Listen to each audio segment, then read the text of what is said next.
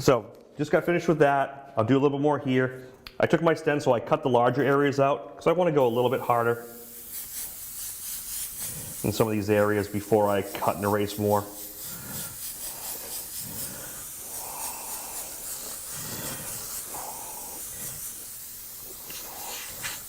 This video's more general about skulls. There's a lot of videos on painting skulls and details and shading. Mix that in with it. I have a few videos on my pack of skulls. Same premises: core shadows, highlights, learn skull anatomy, learn details, play with textures, things like that, and you'll get to a really cool result. Adding a little textures like this.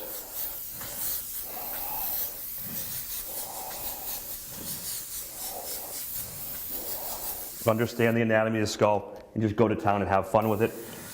I'm just going to let into this and just go.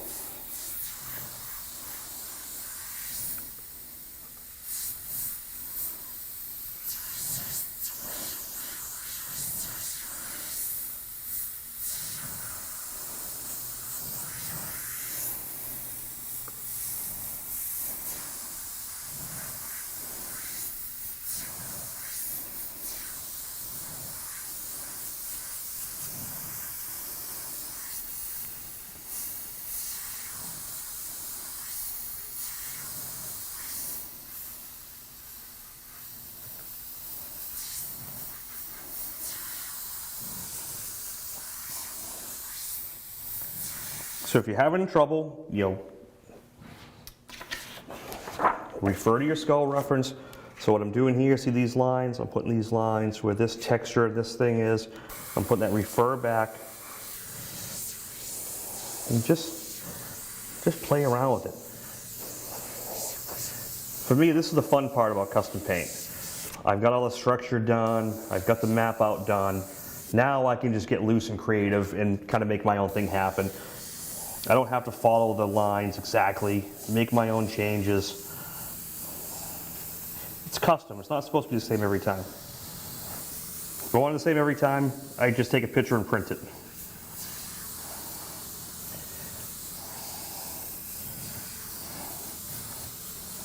But you can see, same premise of this one. There'll be two unique paintings when they're done, but the technique is the same. It's an arsenal of tricks and tools you learn to create objects, and then you can mix and match different things. So the same process, two different paintings. And I can do this again tomorrow, change a few things up, and it's another different painting. So by mixing loose and hard templates and plotting and freehand, you can change it up all the time and just stay creative.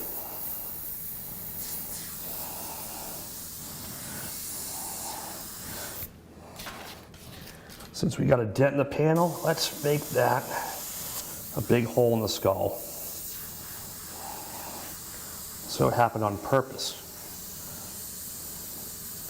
See, difference between amateur and a professional. Knows how to fix his mistakes. I meant to do that.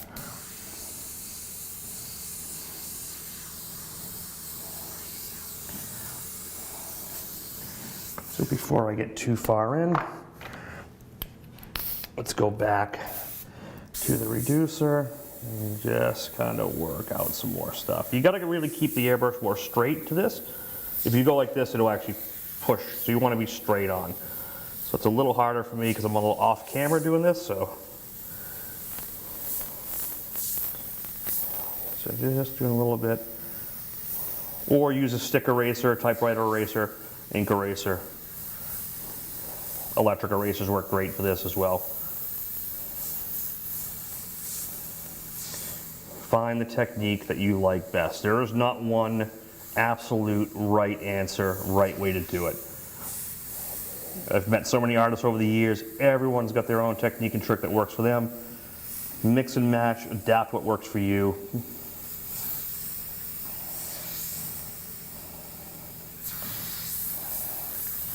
And we can use white on this. Maybe I'll put a little white towards the end, but I don't want to do it this second.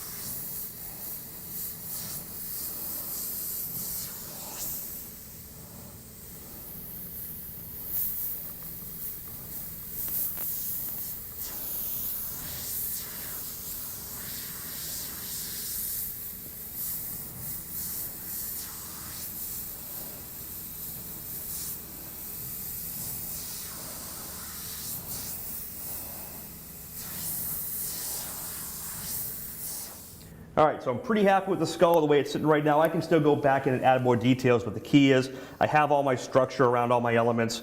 I'll probably put a little bit more around here. We're gonna come off, we're gonna do this drill. This is a drill that's coming into the head. So we're gonna hit it really hard around here.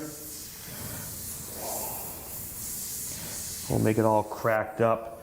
Actually, I'll pull out one of my Pocket Graphics things here. This is Shatter. Shatter's got like a broken edge type of look. So we can put like cracks and breaks in it. Pretty easy. We can move it just to add a little something. Some hard edges in there. That's good enough for now. I can add more as I go. So the drill is actually really easy. There's only 2 pieces to it. I'll pull them each out. I'll pull each of them out. You pull these middles, like where the loop is, and you leave the straights.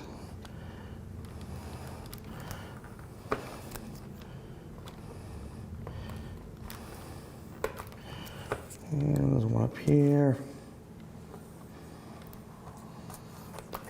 Okay. So this is also a cylinder like all this. I'm going to first step here and make sure I drop shadow each one. This one comes together really quick.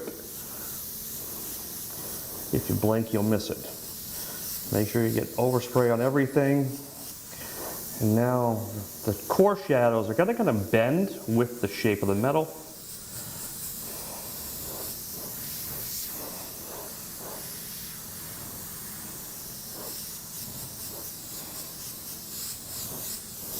Okay, pretty simple. Hit it harder on the underside. And now you pull the straights out.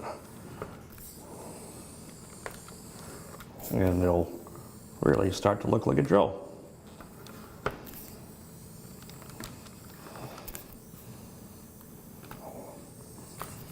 And then shadow right down.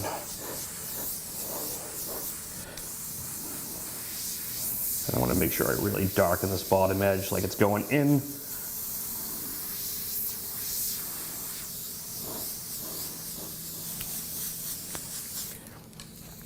And now we can use the eraser if we want to make little highlights on the edge. This is just an old school typewriter eraser. And this is a drill, so it can be kind of beat up. Doesn't have to be all smooth. Just enough to add a little interest. Really cool effect, really quick. Same as the shading of the tubes, just with a little added accent and makes it a cool drill bit. Now I'm going to move from here down to the mask, get this, and then we'll go to the outside. All right, so on this mask, there's a bunch of steps in it. I'm pulling each one out. And this one here, and then there's more down the line. So what I'm going to do is I'm going to shade it. Actually, before I do that, I'm going to pull these ovals out as well. Because if we look at our reference image over here, this is the piece we're doing right here. And we got these little like drill holes going through. There's a flat plane, and then it goes into the inset here. And I've changed this up. I've changed the design up so you'll see the difference. But that's basically it.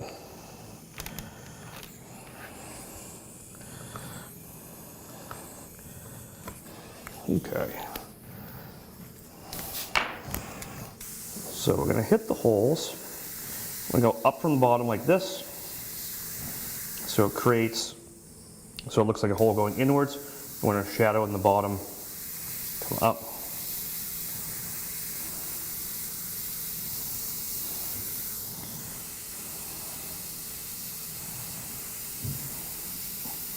If your freehand control is a little tough and I'm kind of slipping here, it doesn't matter. You could do these first and then pull this.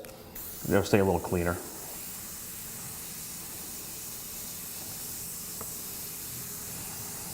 so now I'm going to mist this whole area. And this piece is kind of curved in, so it'll be more shadowed towards the back. And the shadows will kind of run vertical here. And it's turning into this section.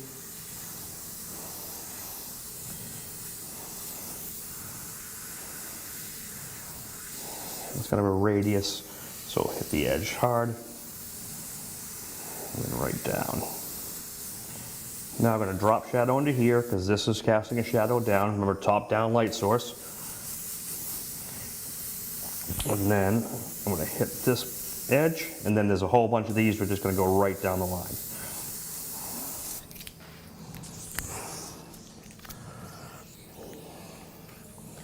So notice I've never put any masking back. Everything is remove and spray, remove and spray.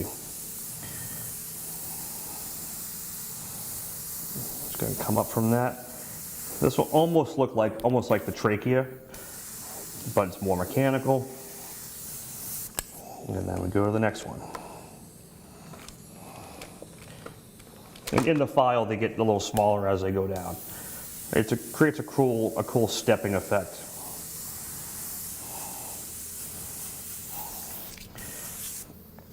Now, if you forgot, this is you can do this over a white panel as well, works great, or gray, but this is over a silver metallic. And so that's why we're using candy, because candy's gonna let all that metallic sparkle come through. So when we clear this, all that flaking is going to show through all this artwork, because the candy will let it come through, whereas a opaque or regular color will kind of cancel it and mute it out. This won't.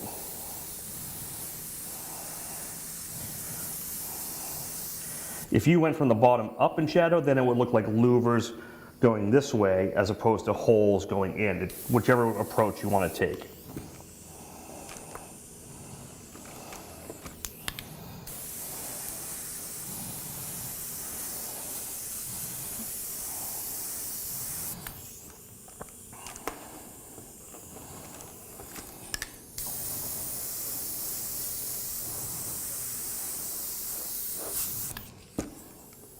This does get a little repetitive.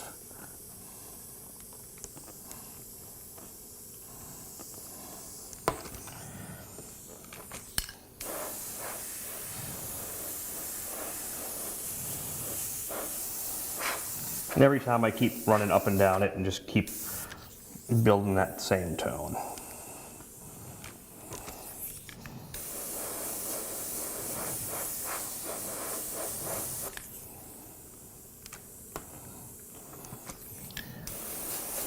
There, run up the edge, and then you can just pull these guys right now.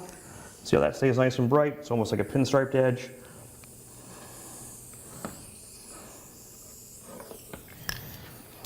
I'm just going to hit it. Now I just saw something I did wrong. I didn't pull these masks out of here, so now I'm going to have to fix that manually. What I'm probably going to do here, I'll cut a piece of paper. I'll use this printout, I'll cut it and fix that without having to replot it and try to reapply it. So I'll show you that in a little bit. But yeah, it's a mistake, easily fixed. I'll just finish this up. There's a couple holes here. We'll do these guys, and then we'll move on to the next step. Okay, how to fix your mess ups. So what I did is I printed the same image out from before.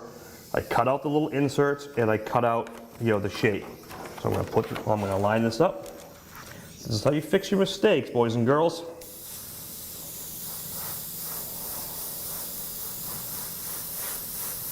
Kind of painless, actually. Okay, it's almost there. I'm going to rip this right out. And I'm just going to cut it in.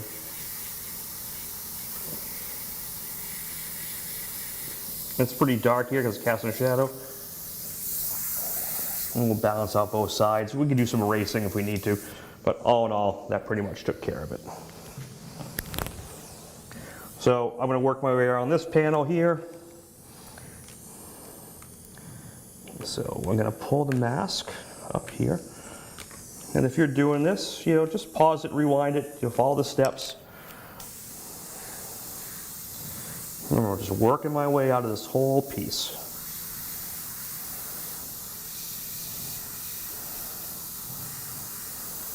It's also a great piece to practice your freehand control because you're using so much masking, you kind of have that safety net. So you can start on your stencil, like look, I'll put the paint here, and I'll work off it if I'm having trouble starting and stopping on the piece. That's what's great about using masking and stencils and things like that.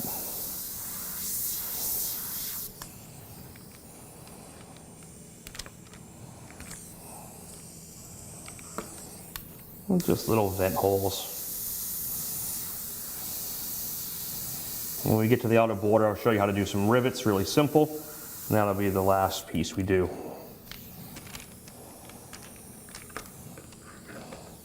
And now you can work left to right, both sides.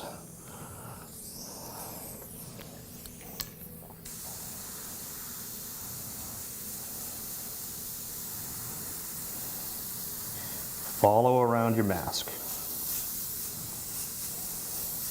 I've mentioned in other videos before, if you start getting spray, skipping, or delay, a lot of times it could be tip dry. It doesn't happen much with candies. A lot of times it could be the vent hole up here. Poke that vent hole to allow air back in the color cup, so that allows the paint to flow. That's a big issue that happens, and you lose the flow of paint, and it takes everyone forever to figure out why. That's usually why. Okay, I'm going to work my way from the outside in, these lower sections. And these are kind of cylindrical shading, so just really simple core shadow on the bottom, a lighter one on top. Shade the edge, and repeat on the other two.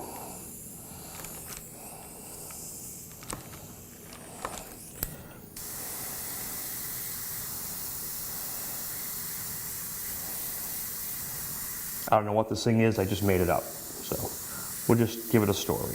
It's kind of a cool gas mask type of thing.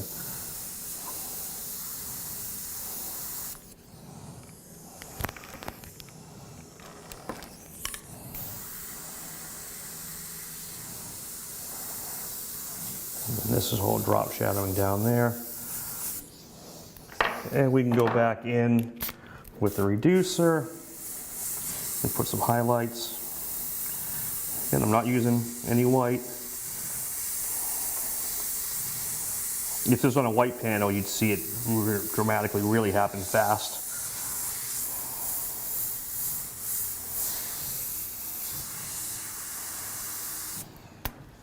Cool.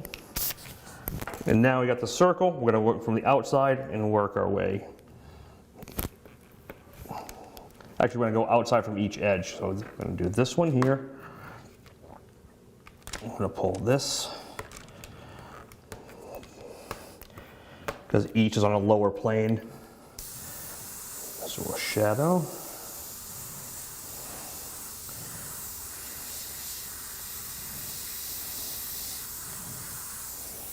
Shadow out here and kind of go with the cogs.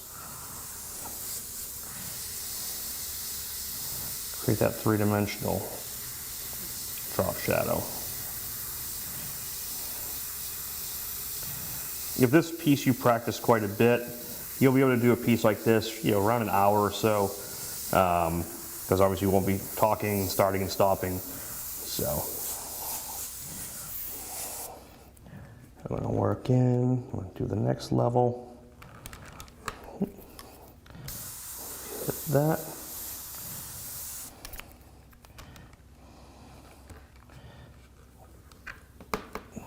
See how fast and cool that looks? Just shadowing as I go. You can spend as much time as you want adding little interesting, textures and different layers and things like that, as much as you want. We'll just keep it simple.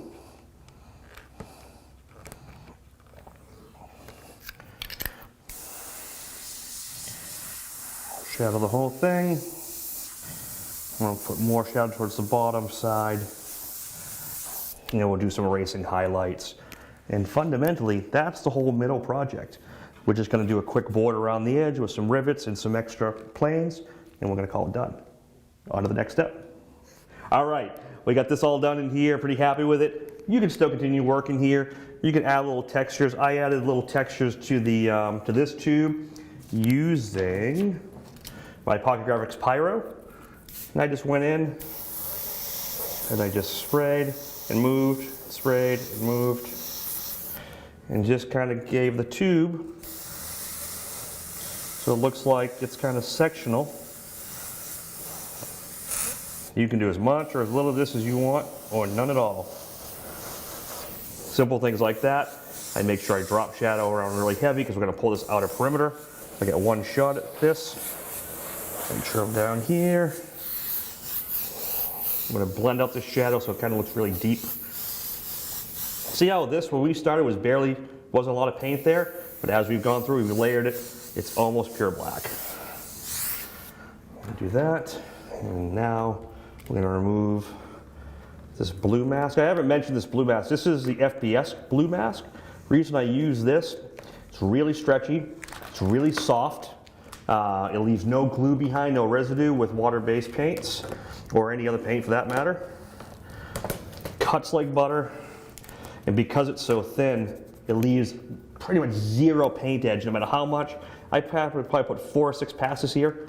We'll be able to clear this with 2 coats, 3 coats of clear, and it's gone. That's why I use this mask. I'm gonna put that there. See, now it's all nice and framed in. I'm gonna give it one little extra edge.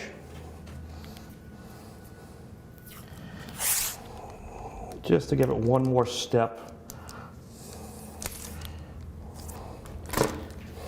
down. So this is 3/4 inch tape. Let's make it straight.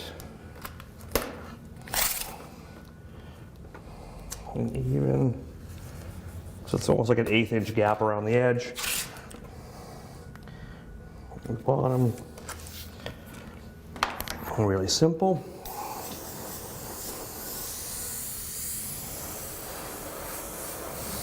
Just layers, layers and layers.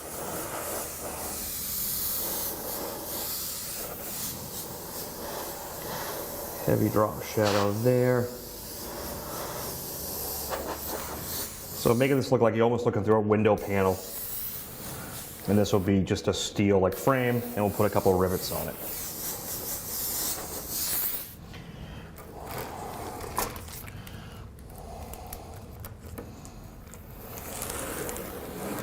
Whoa, almost lost it again.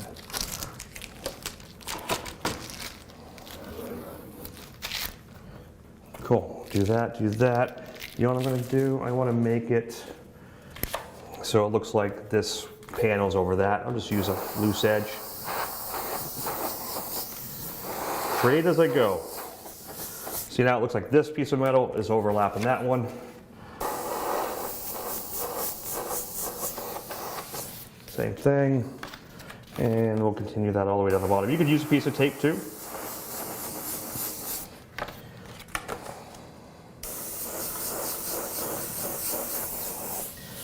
Then we're gonna get my Pocket Rivets Rivet Master, and we'll talk about how to do some rivets on these corners and a couple up the sides, and we'll wrap this thing up. Okay, we're here for the final step. This is all done. Now we're gonna do the rivets. The easiest way to do the rivets, this is actually one of the reasons I came up with the Pocket Graphics originally, was the Rivet Master. It's the first one I did. And it's positive, negative circles. We got some different edges for doing sheet metal, and then it's got 1/8 inch, 3/16, quarter, 3/8, half circles, positive and negative. So we're gonna use this. We're going to be using both the 3/8 and the half, but we're going to tape up the half for now because you'll see what happens why we use both. Just tape up all the little pieces that you don't want overspray getting into.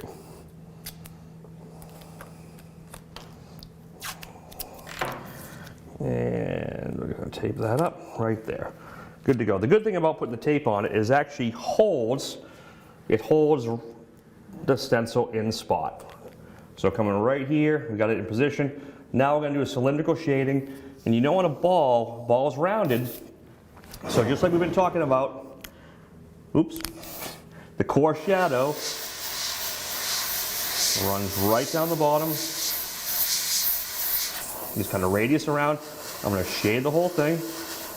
Okay. Now I'm going to pull the stencil away. I'm going to go here. I'm going to shadow it this way. Now it looks indented. I'm going to do one better.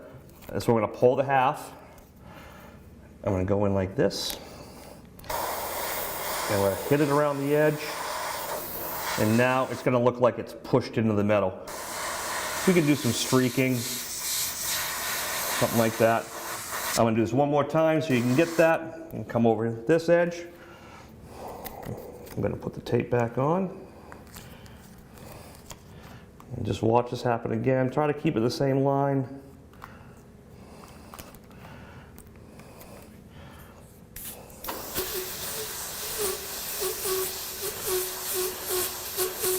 Shadow it, kind of kiss the whole thing. And go in again. I can soft shade it. I'm just doing one color. White on silver doesn't work too well. Now I'm going to come around the edge. Just hit it. I want to kiss one more dark. And see, now that rivet looks like it's pushed in. We'll put some streaking. And what I'm going to do, I'm going to go around, put a few more around the board, and finish this off. So realistically, that's about it at this point. Like I said, I'm going to go through some more to get this done and wrap up this project. And there you have it. Project is done, completed. You can see how much depth and color tone we can get out of just one color, layering it, slowly working from bottom to top, building tone and value along the way. Really fun project, easy to do, teaches you a lot. 2 different pieces here, same technique, same process. I really hope you enjoyed this video, and make sure you subscribe and notifications for many more. Thanks again. Have a good one. Hey guys, welcome back to the booth.